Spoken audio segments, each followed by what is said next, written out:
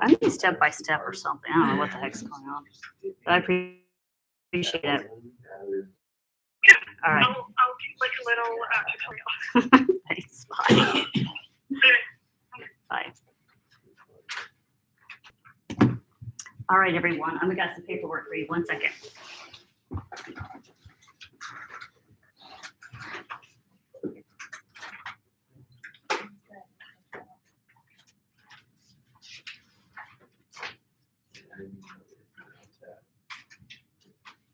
Oh, I was hitting that up for sure.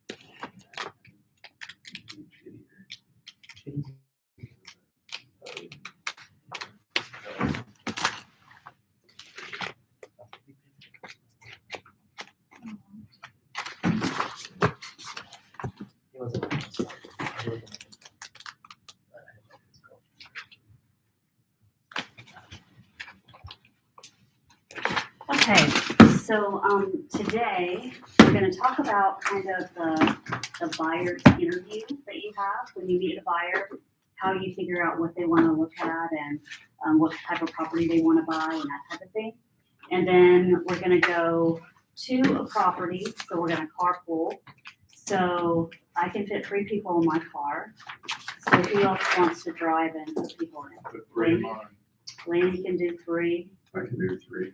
What time are we going? Probably 11, by 11. We should be done by 12. So kind of still, yeah, we'll come back. I mean, we're coming. Maybe need one more driver. Okay, I'll probably drive by myself because somewhere. okay. So we'll see if we can fit everybody in 3 cars. If not, then someone else may need to drive, but we'll try to work it out that way. So what I like to do, and I've been doing this for like years, is I like to give my client a binder that has all the information in it, just because I feel like it kind of like presents yourself as a little more professional. I do it for listings and I do it for buyers. And almost every time I do it, it just gives a sense of kind of credibility in the very beginning. They're like, wow, you're really organized. You really care. You really put some time and effort, into working with me, opposed to just showing up with a sheet of paper and showing them the house and not really being prepared. You can do what you want, but you don't definitely have to do this. But I had these made. Josh Wood, the one that does our jackets and stuff like that for us, he did this for me. It's like a laser, and you can see like lightly, it's got my logo on it. I'll pass it around. But I just bought them at Office Depot. I think they were like $12 each. And I had him put the logo on, and I think it was $10 to put the logo. So it was like a $20 investment.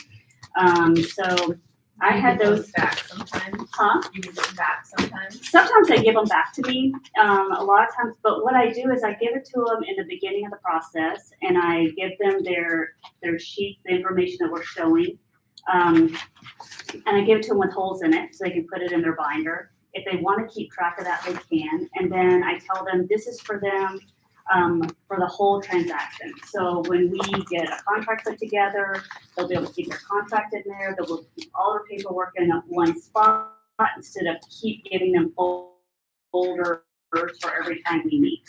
And most people really appreciate that. So it just kind of like puts you in a little bit higher level by providing something like that for a client. So just wanted to talk to you about that.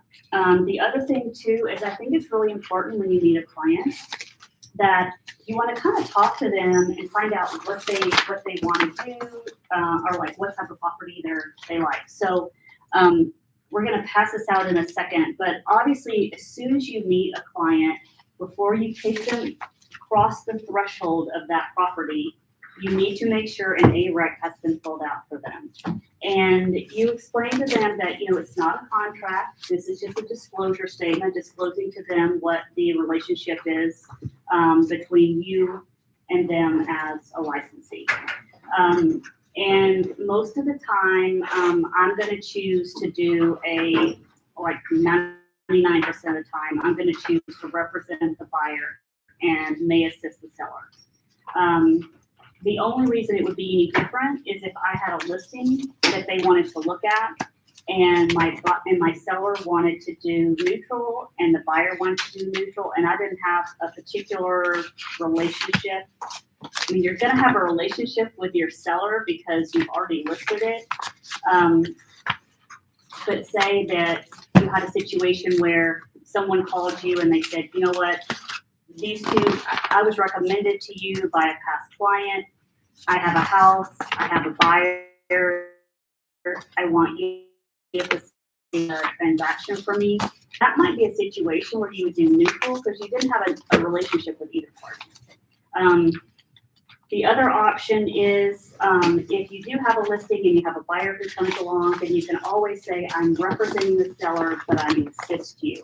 And that's what your AREC would say and your listing would say. So just want to kind of go through that real quick and just make sure that you're not showing properties without an AREC first. It has to be done. When you look into your packet, there's like a kind of like a 4-page, 5-page little questionnaire here. And I really like this. And so it's really kind of the way that I have a conversation with a buyer when I first meet with them. And I think it's a really great guideline for you guys to use as well. So essentially, you're kind of trying to find out, and we'll kind of go through it a little bit, but you're really trying to find out the why. And that's the key. Why do they want to move? Why do they want a different house? What is the why behind it? And if you can figure out the why behind it, then you're going to get to finding them the house they really want a lot quicker than saying, how many bedrooms, how many baths, how many square footage, what area of town do you want to be in? Because people don't move for a 3-bedroom, 2-bedroom, 2-bath house with a 2-car garage. They move for different reasons. What are some reasons what could some people's whys be? Growing family. Growing family. So a growing family, let's go a little further. So if they say, my family's growing, that's why I want to get a new house. So if you said that to me, okay, say, We need a bigger place for them. okay. So is there anything else about, space? Do you, how do you live in your home? Are you looking for something that has a larger outdoor living, indoor living? Is there a particular school district your kids are going to be in that you want to be close to? So yes, we need to be in XYZ school district and we need a big backyard. Okay, We have lots of toys, we do lots of things outdoors, we need a big backyard to store everything as well as the kids to be outside. okay. So when you talk about the school district, is this the only school district you will consider, or do you want me to only look in this particular school district? Yes.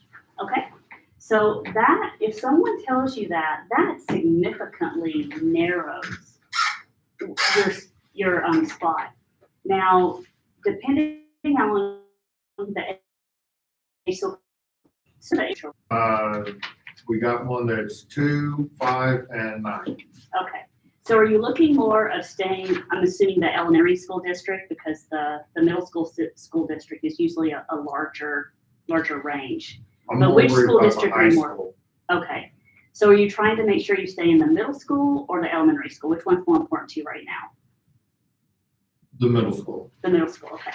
So if someone told you the middle school, typically in Anchorage, I don't know if you guys have looked at this at all, but typically if you look at how many elementary schools are in this town, there are a lot of elementary schools in this town. And there's less middle schools and even less high schools, right? I don't know if you ever thought about it that way, but that's the truth about the matter. So if someone says, I want to be in Bear Valley Elementary School, that's a pretty narrow area.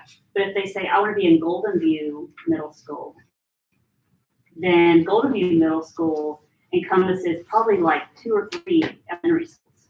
So you're going to have a little bit bigger range if you're trying to stay in a middle school opposed to an elementary school. So make sure you know that information. And where do you think you could find what areas are in particular schools? That's nice. MLS is one way. That's provided the licensee put in the correct school district when they did it. So what should you do if it's super important to your client and it says Bear Valley on the listing? How could you find out if it truly is Bear Valley?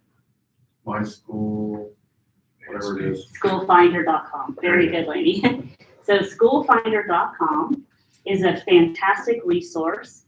All you have to do is you go in there and you say School Finder Anchorage, and it'll pop up for you. And you put in the address of the property. It'll show you every school that goes with that address. And so that's a fantastic resource to have, especially when people are looking for a particular school district. And you always want to check, because a lot of times licensees do not use that resource when they do their listing. There's a lot of licensees who take an old listing and populate it onto their new listing. Don't ever do that, please. Don't ever do that. You look up all the information on your own and make sure that it's accurate. Because a lot of times that school districts change, different things happen. I mean, you could have had a listing that's 10 years old and they're totally new school districts now. They change frequently. So you want to make sure that that's correct and you check that on your listing. Because people do look for a certain school district, and if you have the wrong school district in there, you may not sell your house. So it's really, really important. So when we look at this sheet here, it says, so where do you live now? So if you ask them, well, where do you live now? And in fact, who wants to be my volunteer? I think it'd be good to do a little role play on that. Anybody want to be a volunteer? Sure. All right, come on over, Carmen. So Carmen, have a seat here.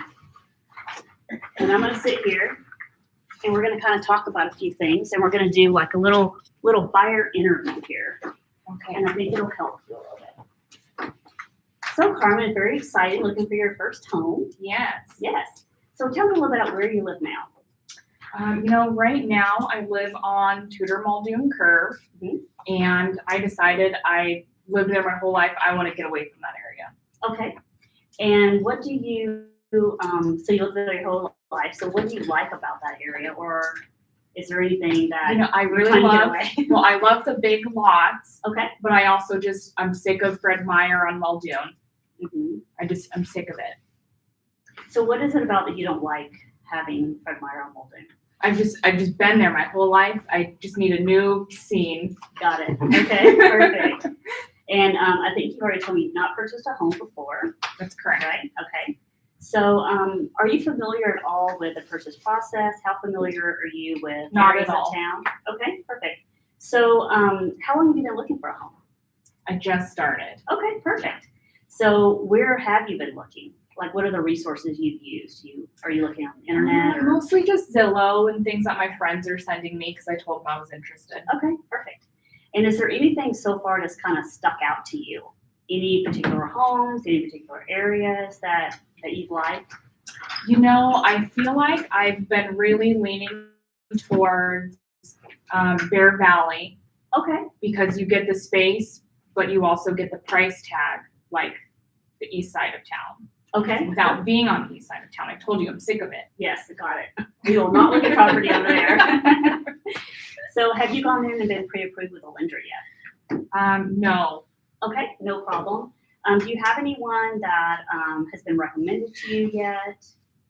No. Do you have any recommendations? Absolutely. I have, I'll write down a few that my clients have used in the past. Feel free to interview them. They all have different types of loan programs. So make sure something fits great for you. But a lot of them have applications online. So I'll send them. Do you want me to send you a link or by paper? What works best for you? Would be good. Okay. Then I'll just email you the link after today. And then you can go in and you can fill out the application online. And then just make sure you follow up with them afterwards. And I'll also give them a heads up that I sent information and to be looking for information from you. Okay, thank you. Yeah, absolutely. I have good relationships with these. My client used them all in the past. So, and they all have a little bit different personalities. So you can kind of choose which one that you think will be best for you. Thank you. Okay. And then, let's see. I have a question about that. Yeah. Isn't it a waste of your time to show houses to people that are not pre-qualified? Wouldn't you almost demand that they get pre-qualified before you start? Showing them homes? Absolutely. Yep, you will. Right now, we're doing an interview to find out what she's looking for and what she wants in a home. Yeah. So that's where we are right now in this process. But absolutely right. If they say that they're not pre-approved yet, that is going to be the first step. It depends on the situation. So if there's someone that was referred to me from another client, you know, kind of the family or whatever, and you feel like that they're gonna probably get pre-approved, but you're just starting the process to find out what they like, what they're doing. I would go show them a house or two prior to them getting pre-approved, as long as they said, oh, great, yes, I'm gonna go get pre-approved, I'll do it right after this or do it this week. But I'm gonna get a commitment from them of kind of when they plan on doing that. But I'm not gonna say, you know what, I'm not gonna show you anything or waste my time on you until you go get pre-approved. I'm not gonna do that. I'll go show them a couple of homes, but I'm not gonna be showing them for a month without getting pre-approved. But I also will tell them that, you know, if you find the house that you love today, I mean, you're gonna have to jump on it. And, you know, most of the lenders I work with though, if you went and we looked at this one house today and you said, I want this house, it's perfect, then they're gonna like fast track her pre-approval. They're gonna take care of it. They're gonna, if you have all your things together and you give them your W-2s and stubs and your bank statements and you can do that right away, then they'll pre-approve her quickly. But the bad thing is she may find out she's not pre-approved for this property and it's over her limit. And that's what we really want to try to avoid as much as possible. It might take her a while to get the paperwork together. It could. Too. Yeah, it could. And, you know, and maybe she loved this house, but she wasn't quite ready. And so she's not going to be able to make an offer on this one. You know, that's just kind of the situation. And it's a learning curve. And if nothing else, it's motivation because she's like, dang, I just missed that one. I'm going to go get my paperwork again because I don't want to miss another. So it can work a lot of different ways. So are there any, so we talked about the homes that you said kind of jumped out to you. Bear Valley seems to be something that you're interested in. And so have you driven by any of these homes or you're just like searching online mostly? Just looking on Zillow. Yeah. And stuff my mom sends me. Perfect. And so can you kind of describe your ideal home to me? And we'll start with just the normal features of bedrooms, bathrooms, and lot size. So how many bedrooms would be ideal for you? You know, I think 3. Okay. I have a lot of dogs and they require their own rooms. Okay. And what kind of dogs do you have? Oh, I have all kinds. I have a lab, I have a pit mix, I have a boxer mix, I have a cat who's like a dog. That's awesome. I love animals. So, so your yard, so you want some space for your dogs? Yeah. Okay. So, do you need a place that's fenced already, or would it be No. okay for you to be able to do that later? It would be ideal. Ideal, okay. Yeah.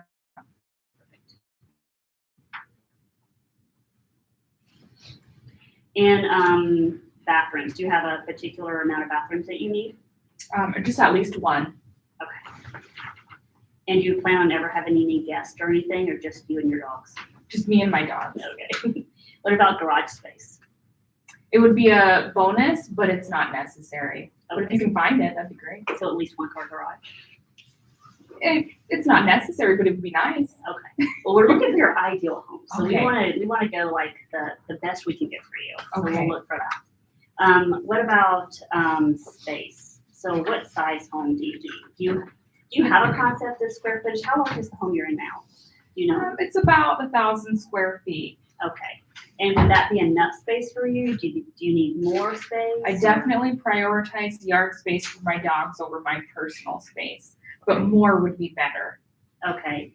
And would you say, sometimes it's hard to define like what is 1,000 feet? We'll give you kind of an example. So if you had a 10-foot by 10-foot room, which is kind of like a small bedroom, that would add 1,000 square feet to your space. So would you need more or less of that type of room or that type of space? More. Okay, so maybe 200 square feet, like a 1,200 square foot home, or do you You need know, more? Maybe like a 2,000 actually. Okay, I so forgot twice that the I wanted size. room for my dogs. Okay, so Let's pretty just much, upgrade, moving on up. all right, twice the size you have now. Got it. So minimum of 2,000 square feet. And are you willing to renovate it all, or do you need something that's ready to go right away? I think ready to go right away. Okay, turnkey. And then, are you interested in resale, brand new, or just doesn't matter, whatever fits your budget? Whatever fits in my budget, I think that works. And are there any other specific items that you're really interested in for a home? Like, how do you typically live? Cook a lot? Do you entertain a lot? I do cook a lot. Okay. So, do you want more of an organized kitchen? Do you need a large kitchen? What would be your ideal? I don't think I would know until I saw it. Okay, perfect. And then, so when we're looking here on the map of locations, I know you said Bear Valley, so that's going to be more down in here, but are there any other areas that you would be, where do you work currently? Well, currently I work right around here. Okay, Midtown. So, so you're more like looking at a lifestyle of privacy and that type of thing. That's more important. Are your dogs barkers? Are you worried about them Yeah, all the time. entertaining, you know, Constant. annoying the neighbors? Always. Okay. So more privacy, larger lot, so your dogs can be outside but not annoy the neighbors. Is that kind of more what you're looking for? Mm-hmm. Are there any other things that you might be looking for in a home ideal? Like if you could like wave a magic wand and have the perfect house, please describe it to me. I'm gonna say affordability. I feel like I'm being demanding with all the square footage and everything. It feels a little demanding. It feels like I might be stuck on Muldoon, Okay. but maybe you can find me somewhere off of Muldoon that offers me those things. Okay, perfect. Well, that's what we will be looking for. Is there anything that you absolutely cannot live without? A yard. A yard. Okay, so you guys get the idea. So we just kind of like go through the list, and you're going through a process, and you're kind of trying to figure out what their why is. Why do they want to move? What's driving it? Carmen, obviously, her dogs are driving her move. And so if you can't find a place her dogs are going to be happy, Carmen's not going to be happy. That's pretty obvious, right? Right. Yep. Thank you so much. But so trying to figure out kind of what people want, how they want it, and then you can kind of go through this, and it also kind of helps you figure out their value proposition, your value proposition, how you're going to help them. To add to that, so to add to that, we also have a buyer's presentation here. That's inside your packet. And I have a sheet here I want to pass around. So if you do not already have a buyer's presentation and you would like a buyer's presentation, because you have spent your time coming here to this class, we will make one for you at no charge to you. Okay? Just like this, bonus for being here. So I'm going to give you, and you'll see here what this one's all about, Road to Home Ownership. It talks about defining your ideal home. So we kind of did that a little bit through the questionnaire, but it just gives them something to think about beyond that, because it is typically not really about the features of the home. Some features, I mean, there's some particular people that are like, I have to have a large kitchen. I want a view. I want a west facing deck. That would be me. But a lot of people, it just depends on what they want, what they need. And it's kind of like, usually first time home buyers are more, just like Carmen said, affordability. She's got a certain amount she qualifies for. This is her first home. So that's more important because she knows this is not going to be the last home she's ever going to own. She knows this is a stepping stone to other homes in the future. But it gets her out of where she is and puts her in a location she wants to be in. So as you notice when she was talking to me, it wasn't really about, she didn't say I want a big kitchen, I want a big bathroom, I want a, luxurious master bedroom. It was all about changing the location. She doesn't want to be in Muldoon anymore. She wants a yard for her dogs. That was most important. Now, as you show homes to people, you're going to see other things that will come out that will be important to them that maybe they can't articulate when you're sitting in front of you. So you'll figure that out as you go. So then this is really important. I make sure you always tell people that you are their single source of information when it comes to property. They're going to drive by and they're going to see for sale by owners. They're going to go to open houses. They're going to go do all these different things and be exposed to different properties. And if they think that, and some people think that you can only show them a listing that you have listed. People are really not educated on how realtors work. And so it's your job to educate them and tell them, any house you see in MLS, any house you see with a for sale by owner, any house period, I can help you with it. So bring it to my attention first, and I will work on, getting you into this house. So make sure that they understand that up front, because you'll be surprised at people that don't understand that. And call the listing realtor in the driveway. Yes, they do. And then a listing realtor, oh yeah, I can help you. And you know what? I can help you because I can negotiate a better price for you. And because I'm getting both sides of the commission, so I'll drop my commission and it'll benefit you and my seller. Don't work with your other realtor. I'll save you money if you work just with me. That absolutely probably will happen. You feel the knife slide in between your shoulder blades. Absolutely. Mm-hmm. But you don't usually find out about it until after the fact. Buyer's representation. Yeah. Are we gonna get to that? We'll get You to have that. the buyer's rep. Isn't that other agent now responsible for paying you your commission? No, your buyer's responsible for paying the difference in your commission. Oh, so it doesn't fall on the other agent here? No, Oh, it's the buyer. It's a contract with you and your buyer. And we'll go through that next real quick, but it has a place for you to check whether you're only going to show them properties where your minimum commission is covered, or they're going to make up the difference is another, or they're going to pay the whole commission. So it lays it out whichever way is going to be chosen in this contract. Pre-approval, we just talked about that. Very important. They get pre-approved. Like I said, you might show them one house, but beyond that, you're going to really the first house you show them, if you never met them before, you don't really know them, they're not a past client, it's really to build that rapport. So you build that rapport, give them information, let them see the value in you. And part of that value is giving them people to go get pre-approved with, because maybe they just don't know the process. And so, because most of the time they're not going to call you because they're ready to start the process. They're going to call you to see a house because they've already been shopping. Because she's already been shopping. And back in the day, no one ever shopped because they didn't have an option. But now everyone is shopping before they ever call you. So most of the time they're going to want to look at a property. If you say, sorry, I'm not showing you this property, they're going to go with someone who will. So. And it just kind of helps establish the relationship a Absolutely. little bit more right Yep. up front. Absolutely. Yep. You never really want to tell them, no, I'm not going to show you something. Or is it a waste of your time? Oh, you definitely, no, definitely do not ever want to say that. Because guaranteed, they probably won't call you back. They'll go get pre-qualified and they'll go work with somebody else. So you just have to be kind of careful, but you're right in the aspect of they need to get pre-qualified pretty soon in the process if they're serious about it.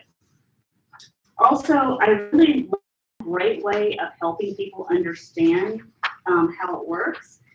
I like to tell people that choosing the right home is a process of elimination, not a process of selection. Can you think about the difference of that? So you tell them there's all these houses out there, there's 1,000 homes on the market right now, but we're going to funnel them down based on the price, the square footage, the area of town. So all that funnels the items that or the homes that they have available to them or that fit in their criteria from everything that's on the market. It just kind of funnels it down. And so if you tell them that, it helps them to really help define what they're actually wanting. And then I also think it's really important that they understand how the transaction works. They have a timeline of how it works, what to do, because when you say, oh, we just got the prelim in, or we're ordering the appraisal, or whatever the case may be, they can look on this chart and they can see, okay, here we are in the process, and we've got 10 more steps to go, or 2 more steps to go, or whatever the case may be. So I think this is really great. So with this process, so with doing a buyer's presentation for you, there's 2 things that we're going to need from you. We need a bio and we need testimonials to add to this. So it's going to be your job, your homework, to put that together and get that to Yulia so she can put this presentation together for you. So you need a bio for KD Core, you need a bio for your presentation, you need a bio for a personal brochure. All those things are really important to kind of set you apart. So take a little bit of time and build yourself a bio. You can use this as an example. You can Google bios and get examples from there. Some people, if you don't have a lot of experience, years of Excel, your personality, the things about you that can connect with other people, don't say I'm honest. Don't say that, because you shouldn't have to tell someone you're honest. If you tell them you're honest, they probably think you aren't. So it should be given. So don't say that. I know you'll see that in a lot of things when you Google, but it's not a good word to use in your bio. So, or ethical. I'm honest and ethical. Don't say that. But just think of words like, tell them why you're here, or how long you've been. I'm a lifelong Alaskan, or I moved to Alaska for the adventurous lifestyle, or because I love what Alaska brings. And just if you Google a lot, you'll find some examples that you can use and kind of build it to fit yourself. And testimonials. So if you're new in the business, maybe you don't have testimonials about what you do in real estate, but if you've done other jobs in the past, you have past employers, ask them to write a testimonial for you. It doesn't have to be real estate related. It could be, I've worked with Lanny in the past. He's very hardworking. He answered the phone when I called. He's great communicating with me. I asked him something, he got the answer right away. So that said nothing about real estate.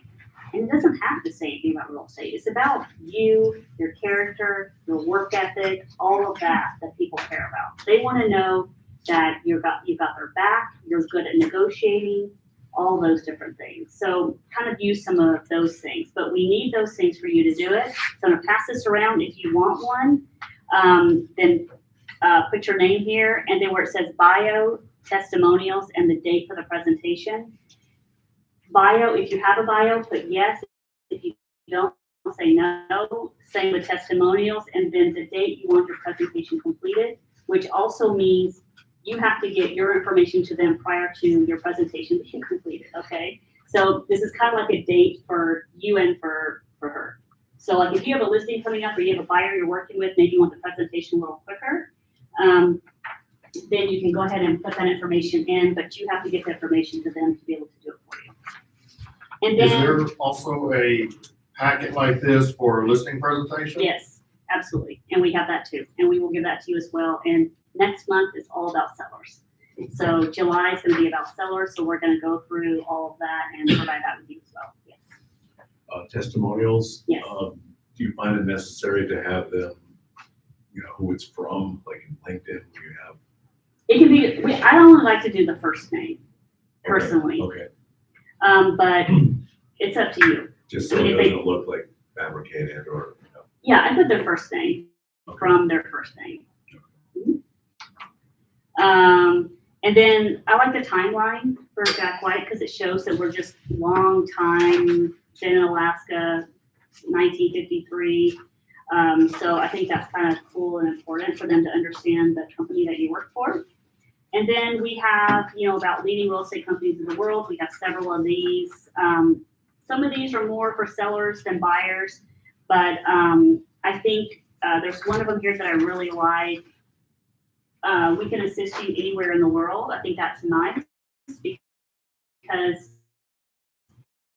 kind of our mission is that we're going to be a customer for life. We want them to be a customer for life.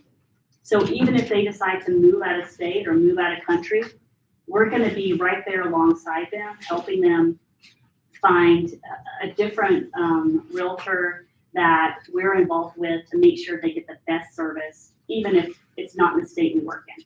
So I think that that's a great thing to pass on to your clients. And then I like the utility list because the utility list tells them when they decide to move, they're going to be making phone calls and set up their utilities. And then you don't have to get this to them later. They already have it in their book. And then if they're buying a property that has a well and septic, it kind of like helps them understand that that's a lot different than public water, and there are requirements for that.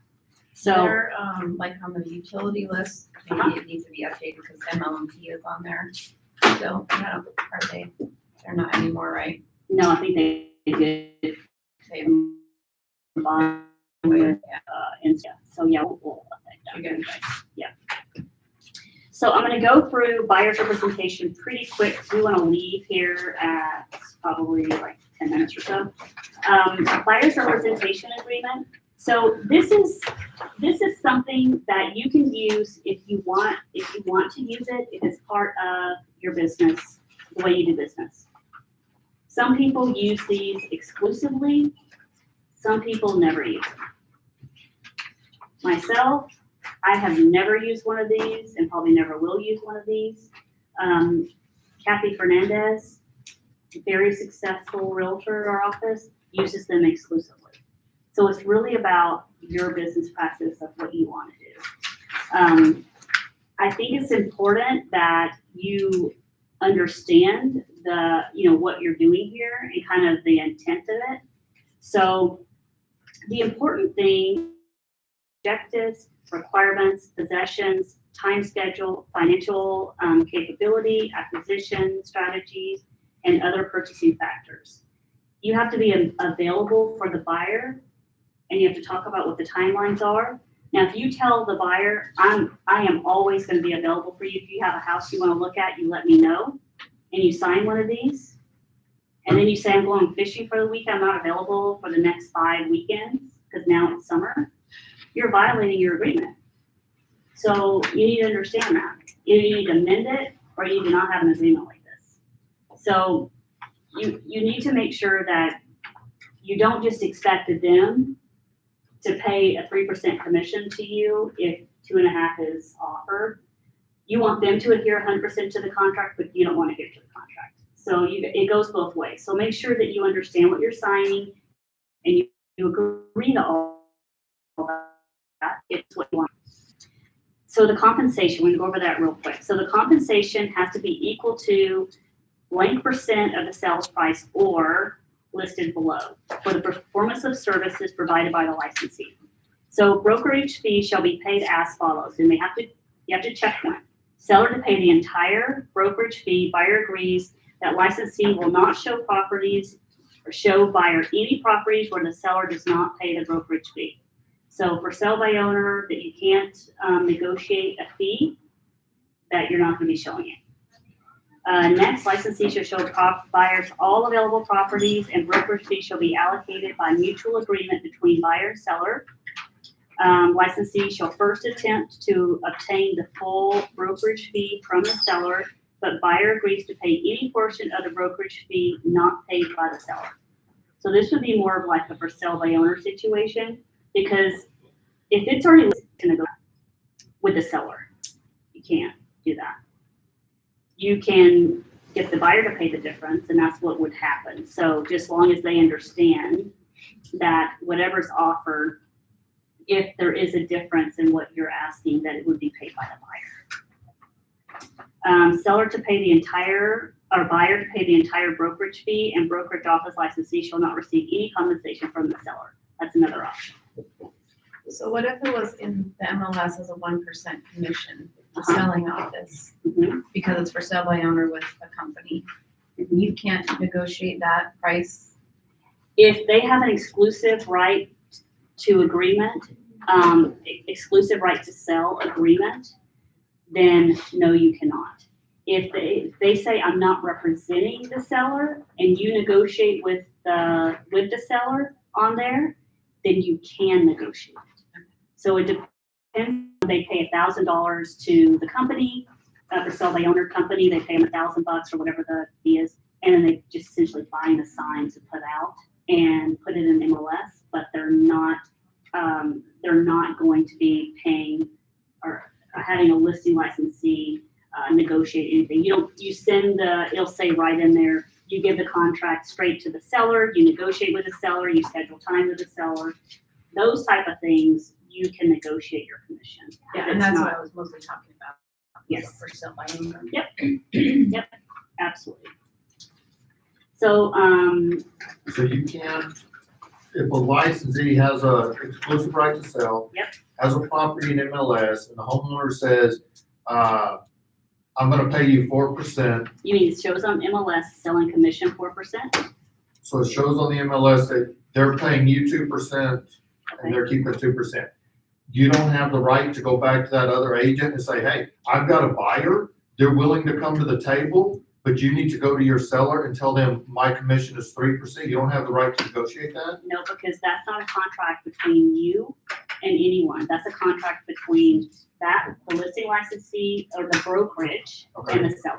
So does that listing licensee have the right to change the percentages? So they're getting 4% from the buyer.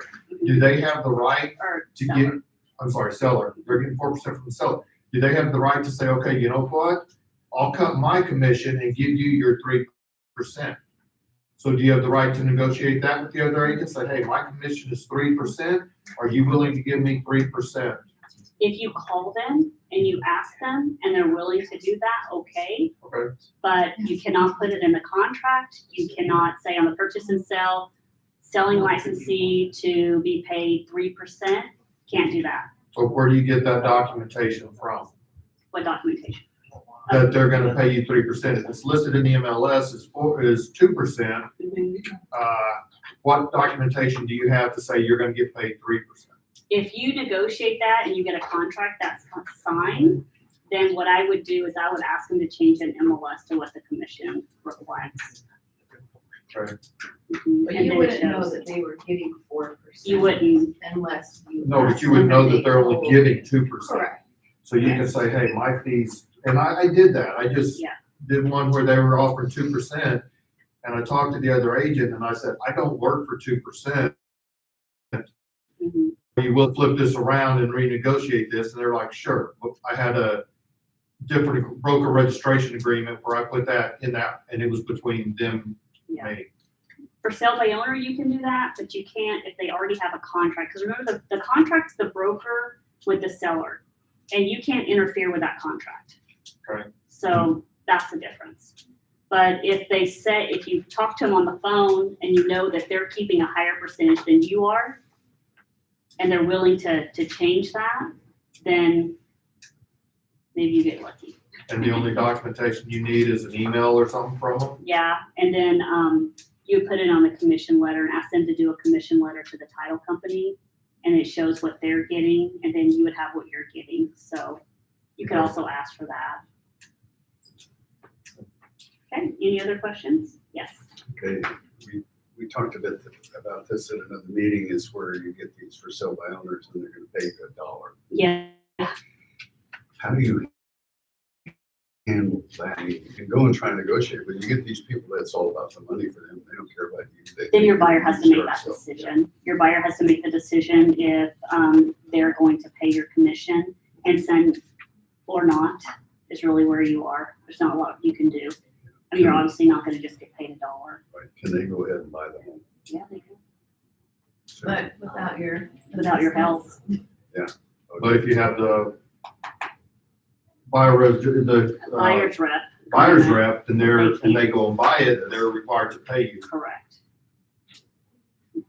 Yep. So, I wanted to also show you, so when I go and show property, typically, we've already done they've already been pre-qualified, we've already done the questionnaire, we know what they're looking for. We're getting ready to show the property, so I always include, I always bring the full copy of the listing, because I want the licensee's phone number, name, all that stuff. And then I also give them the 9-photo one, and I give them the public one of the full report also. So I give them 2 sheets, because people, they forget what the inside of the house looks like. And so I give them this so they can remember what the inside of the house looks like after the fact. So that's typically what I do with the whole thing, because I've already given them their binder, they have their binder, and we're going out for second, third, fourth showing, whatever, and I give them the sheets, and if there's anything significant, sometimes I'll print the disclosure statement as well. There's anything significant in there to talk to them about. Because by then you're kind of learning what people want, and that's kind of helpful. So let's all get together and head out to Ashland Drive, and we'll do a walk. Here's this. Okay, perfect. I just, Jocelyn provided these, so I wrote them down. Here's Okay. everything. Perfect. Drop this off.